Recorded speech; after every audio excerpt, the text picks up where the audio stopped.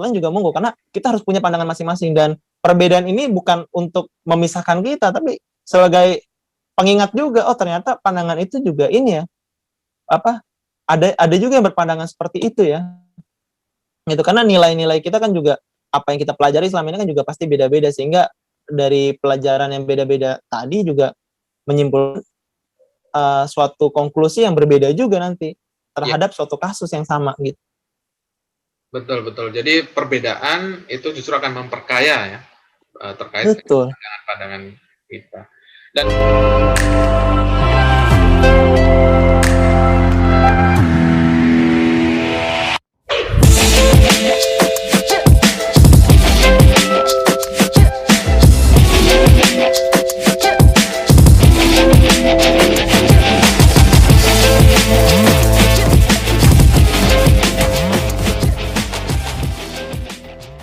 Dan kemarin sebenarnya sempat rame di media itu karena statement beliau Wamenkumham itu dengan lembaga yang beliau pimpin itu sebenarnya agak kontraproduktif. Jadi Menkumham itu kan ada hukum dan HAM, ada HAM-nya gitu. Tapi kenapa justru istilahnya menginginkan untuk dihukum mati? Itu kemarin rame di media online. Kan ada hak asasi manusia, iya. lembaga hukum dan hak asasi manusia, tapi kenapa justru akan mengambil hak seseorang tersebut? Ya tadi karena saya bilang relatif, Ki. Misalnya gini, dia kan berpendapat tuh walaupun sebagai wamen ya, dia pun sebenarnya kan punya nilai personal juga. Nggak mungkin kita walaupun kita pandang dia sebagai wamen, pasti keilmuannya dia juga keilmuan personal, dan apa yang dia rasa juga rasa personal gitu. Kalau menurut saya sampai dia berkata seperti itu, nggak mungkin misalnya dia misalnya seperti ini, dia Menkumham, dia harus membela HAM terus-terusan, kan enggak gitu kan. Itu namanya pendapat, itu sah-sah saja. Ya kan, apakah misalnya dia mengatakan itu pidana mati, dia nggak cocok jadi Menkumham, ya kan nggak juga gitu kan. Betul. Makanya saya bilang tadi itu relatif. Apakah semua yang mengatasnamakan HAM itu betul? Ya belum tentu gitu kan. Ternyata yang atas nama HAM itu kan dibatasi juga di pasal 28J. Ada nilai-nilai yang membatasi hak itu, ya kan. Jangan mengingat haknya aja kan, ada pembatas juga ternyata. Iya. Oke, menarik sekali, Pak. Ya paling digoreng-goreng ya karena posisinya dia aja, Ki. Jadi rame kan? Iya. Ini memang apa ya? Sekarang kalau hal-hal yang menyangkut dengan pemerintahan, dengan pejabat negara itu memang lagi sensitif, Pak. Jadi apa aja yang policy yang dikeluarkan pasti akan dibahas. Entah itu ditambah-tambahin atau dikurangin, pasti ada aja ya dicari kekurangannya gitu ya. Nah, ini nyambung dengan pertanyaan yang terakhir ini, Pak. Pertanyaan terakhir. Terkait saran untuk generasi milenial ya, terhadap hukum ya. Supaya kan yang masuk ke lembaga permasyarakatan itu enggak cuma orang-orang dewasa yang sudah berumur atau lansia, tapi juga anak-anak muda, bahkan yang remaja yang mendekati anak saja. Di bawah umur. Iya, di bawah umur juga ada, meskipun tidak sampai ke lembaga permasyarakatan ya, karena dilindungi oleh Undang-Undang Perlindungan Anak. Gimana saran Alfat terhadap generasi milenial? Karena kebetulan ini channel pendidikan untuk generasi milenial juga. Silakan, Pak. Nah, pertama sebenarnya hukum itu kan tidak perlu sekolah ya sebenarnya. Yang penting kita mau membaca aturan atau update terkait dengan informasi yang ada, dan kita juga sadar akan batasan-batasan yang ada. Karena sebenarnya hukum itu membatasi apa yang sudah tidak wajar gitu. Ya kan? Secara administratif misalnya kenapa sih harus kita melampirkan KTP? Itu kan sebenarnya untuk kepastian hukum administratif. Nah, untuk misalnya dari hal-hal kejahatan pun kan apa yang kita lampirkan, apa yang kita penuhi gitu sebenarnya kan untuk menjaga kepastian hukum itu sendiri. Makanya sebenarnya tidak perlu Anda jadi sarjana hukum, yang penting paham dulu akan ada aturan dan akan ada batasan, sehingga misal generasi sekarang ini mungkin sudah terkikis ya, nilai-nilai budayanya sudah cenderung ke barat, lebih sadar gitu akan nilai-nilai budaya kita. Kembalilah ke Indonesia yang beradat ketimuran gitu. Yang menjunjung sopan santun, gotong royong, itu kan sudah jarang banget itu kan, apalagi di kota besar kayak Jakarta gitu kan, walaupun di tingkatan RT RW itu masih sering gitu kan, cuman ya nggak sekompleks di perdesaan lah yang sehat. Kalau di sini berangkat kerja pagi, yang ada gitu kan, cuman pas pulang udah malam, udah tinggal tidur, paginya kerja lagi gitu kan. Nilai-nilai seperti itu yang harus kita kembalikan gitu, bukan meniru adat-adat luar, tapi kita harus mengembangkan adat sendiri gitu. Dan bukan hanya kepada kaum milenial juga, ke negara juga harusnya lebih memperhatikan untuk menjaga budaya-budaya yang ada, karena beberapa tulisan teman saya juga yang mengkritik pergeseran budaya juga, sampai sekarang kita lebih bangga foto di replika menara Eiffel dibanding di di belakangnya ondel-ondel gitu kan. Betul. Ya kan, karena budaya itu kan yang harus kita jaga gitu kan. Misalnya nyebutin Pemprovnya ya yang tadi pakai menara Eiffel, cuman itu harus jadi cerminan gitu untuk menjaga budaya kita gitu, karena jangan sampai anak yang baru lahir saat ini dan dia tumbuh besar mengetahui bahwa itu menjadi hal yang wajar gitu. Padahal itu bukan budaya kita gitu. Dia mau wajarkan karena dia lihat dari kecil, oh orang biasa kok kayak gitu. Makanya pergeseran itu mulai dari situ, Ki. Iya. Kalau kita mungkin di generasi yang 90-an masih melihat pergantian itu kan. Kalau dulu kita masih senang foto-foto di Monas segala macem kan. Masih ya bangga lah, akan tahu lah nih budaya ini ciri khasnya, ikoniknya apa gitu kan. Kalau sekarang kan enggak, lebih wah ini menara Eiffel tuh keren gitu kan, jadi fotonya di menara Eiffel gitu kan, sampai pemerintahnya pun mengikuti gitu kan. Walaupun mengikuti perkembangan zaman, tapi seenggaknya tidak melupakan budayanya lah gitu.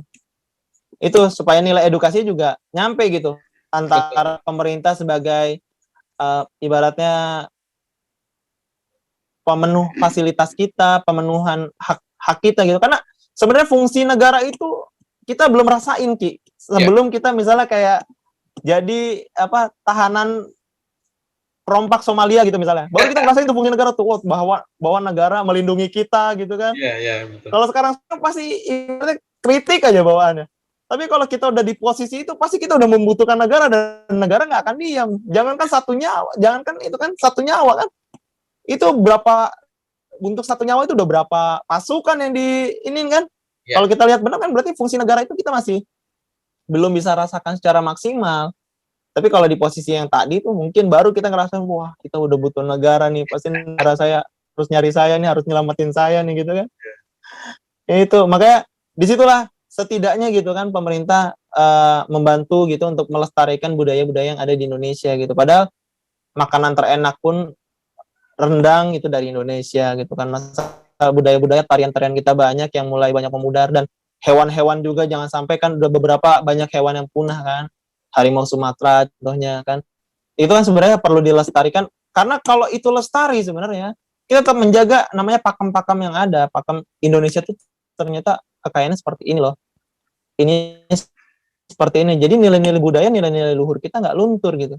Kalau sekarang kan udah terombang-ambing gitu. Jadi dari nilai pelajaran pun udah tercampur, sehingga nih kaum milenial sekarang pun yang lagi menggagas teknologi pun misalnya sekarang yang lagi condong YouTube segala macam ya, kayak kemarin yang YouTuber yang ngasih sampah gitu kan udah nggak wajar gitu kan. Itulah yang tadi saya bilang, mungkin ada nilai prank sekarang kan, prank segala macam, tapi kan dalam nilai moral kan itu apa sih gunanya gitu kan, apa buat seru-seruan aja apa gimana kan, tapi kan kita nggak bisa menikmati itu semua kan. Betul. Itu sih, nggak hanya buat milenial, buat pemerintah juga, dan sebenarnya harusnya semua kalangan juga harus ini, dan orang tua juga mengedukasi masyarakat, anak-anaknya gitu, untuk paham akan budayanya sendiri gitu. Jangan sampai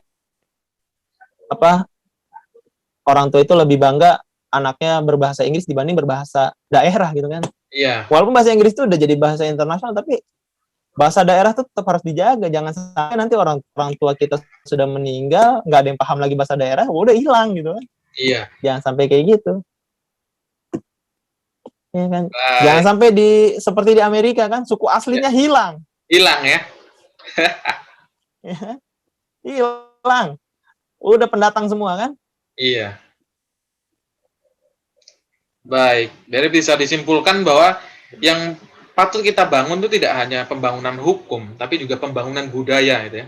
Mendekatkan kembali nilai-nilai moral, adat-adat ketimuran, akhlak itu ke terutama generasi milenial ya. Supaya tidak ada kesenjangan ya antara generasi zaman dulu yang masih teguh nih, masih punya patriotisme, nasionalisme, tapi di era sekarang mulai terkikis. Betul. Nilai-nilai Pancasila itu tetap harus diinin karena itu apa kan sumber dari segala sumber hukum kita gitu kan. Nilai-nilai ketuhanan, nilai-nilai kemanusiaan, nilai-nilai persatuan, nilai-nilai apa permufakatan, nilai-nilai sosial kita harus tetap jaga gitu kan.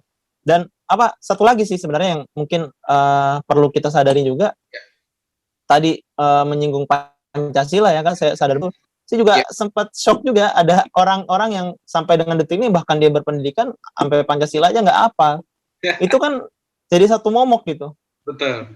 Apa sih nih? Sebenarnya apa sih fungsinya dia belajar gitu? Bahkan banyak orang yang nggak belajar pun bisa hafal Pancasila. Kok ini yang sekolah pun nggak bisa gitu kan? Berarti kan apa yang salah? Apakah di sistem pembelajarannya ataukah di orang-orangnya gitu kan? Tapi kita kembali nggak bisa kita nyalahin orang secara satu persatu kan. Oh ini gara-gara kamu. Berarti kan ada yang salah di sistemnya. Kenapa nggak bisa maksudnya mengingatkan bahwa Pancasila ini harus diingat gitu. Padahal itu Pancasila tuh wajib loh. Dulu kan kalau saya kan setiap upacara itu baca UUD kan, pembukaan segala macam, kan sampai Pancasila juga kita ini kan hafal gitu kan. Dari situ kan sebenarnya ada nilai pembelajaran ya, dan anak-anak sekarang pun yang baru-baru sekolah, terutama yang sekolah online itu kan belum merasakan itu kan? Belum, ya. Iya kan? Bahkan ada beberapa yang hilang. Kalau dulu tuh saya hari Jumat tuh ada hafalan surat. Kalau sekarang tuh kayaknya udah nggak ada deh. Udah nggak ada. Ya kan kayak mungkin kalau upacara masih ya. Iya. Ya mungkin itu karena faktor modernisasi, globalisasi yang ya sedikit banyak memang mengikis tadi ya budaya dan semangat patriotisme, nasionalisme jadi hilang. Baik, terima kasih Alfat. Ini sudah hampir 1 jam waktu kita. Jadi kalau tadi udah nggak berasa ya. Selama perbincangan ini saya justru menambah satu wawasan baru ya, bahwa dengan kita berdiskusi, berdialektika itu justru akan merajut persatuan ya. Jadi bagi teman-teman semuanya yang punya masalah, punya perbedaan pendapat tuh memang baiknya tuh disatukan dengan dialog, dengan musyawarah, supaya pandangan kita, pandangan mereka itu bisa kita tangkap dan ternyata tuh punya tujuan yang sama meskipun caranya yang berbeda. Begitu ya, Fatih? Betul. Baik, terima kasih Alfat atas waktunya. Ini 1 jam yang menarik. Semoga teman-teman Jogja Melek Politik ini dapat mengambil hikmah atau pembelajaran ya, dan inspirasi terutama karena narasumber kita ini seorang aktivis, praktisi hukum, masih muda dan tentunya semangat juangnya, semangat persatuannya tadi, jiwa-jiwa toleransi Pancasilanya, budayanya juga tinggi gitu ya. Dan semoga semakin banyak orang-orang Indonesia yang seperti Alfat Prabowo. Ya. Oke, Alfat, terima kasih. Sukses selalu untuk LKBH Juang Indonesia, sukses selalu untuk KIP ya, KIP DKI ya. KIP. Iya, KIP DKI. KIP DKI dan studinya juga semoga diberi kelancaran, segera wisuda dan segera gapai cita-cita Alfat. Kalau bisa ya jadi jaksa agung atau hakim MK gitu ya. Atau ketua KPK gitu ya. Bismillah. Ya, untuk memperbaiki sistem hukum di Indonesia. Oke, terima kasih teman-teman semua. Sampaikan sikap kritismu, lontarkan ide-idemu dengan cara yang konstitusional. Sampai ketemu di video saya selanjutnya. Wassalamualaikum warahmatullahi wabarakatuh. Waalaikumsalam warahmatullahi wabarakatuh.